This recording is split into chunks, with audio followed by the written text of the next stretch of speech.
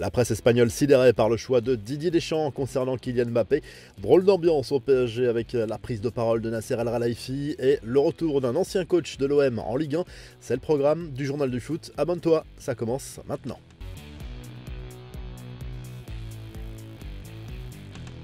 L'actu du Real Madrid pour commencer ce journal du foot avec les médias madrilènes très surpris par la non-convocation de Kylian Mbappé en équipe de France. Le capitaine tricolore regardera les Bleus dans son canapé lors du rassemblement à venir. On retrouve l'ancien parisien à la une du journal AS avec ce titre en français touché.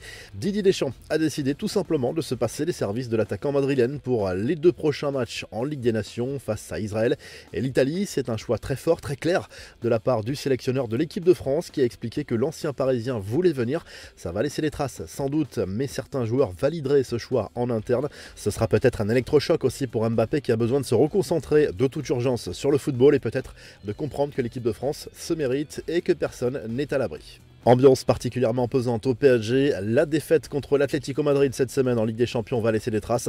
Le quotidien Le Parisien décrit un groupe très marqué par le scénario, en perte totale de confiance, au moins sur la scène européenne. Le président Nasser El Khelaifi a parlé aux joueurs jeudi. Le président parisien a confirmé sa confiance en Luis Enrique et dans le projet lancé depuis l'arrivée de l'entraîneur espagnol. Pas de star, mais un collectif qui doit grandir match après match.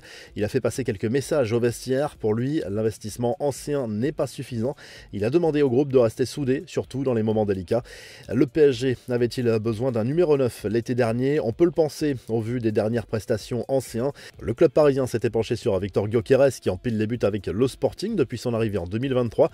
Mais Luis Enrique avait mis son veto. Il n'y aura pas de nouvelle approche en janvier et pour le prochain mercato estival, c'est encore le technicien espagnol qui aura le dernier mot, quelle que soit la position de Luis Campos. Celui qui pourrait éventuellement jouer en pointe, c'est bien sûr Randal Colomani, mais ça semble devenu un sujet tabou pour le coach parisien.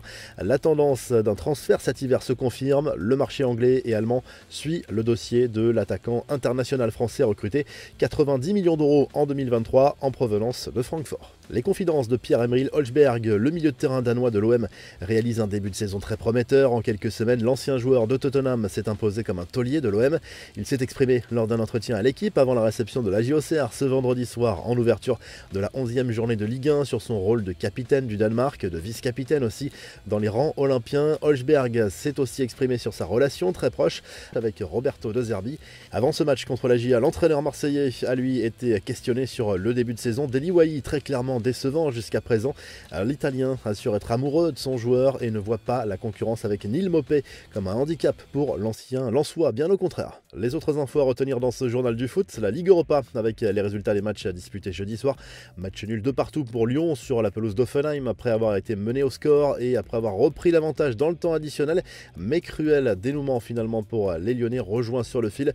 Même score pour Nice face à Twente, mais les Aiglons n'ont toujours pas gagné le moindre match dans cette compétition. Bilbao, Francfort, Alkmaar, l'Ajax, la Lazio et Manchester United ont tous gagné jeudi soir. Jorge Sampaoli sur le banc du Stade Rennais, c'est quasiment fait. Le club breton qui vient de se séparer de Julien Stéphan après un début de saison très décevant en Ligue 1 espère finaliser l'opération rapidement avec l'objectif d'annoncer si possible l'arrivée de son nouvel entraîneur avant dimanche et le match contre Toulouse. Abonne-toi, le journal du foot revient très vite.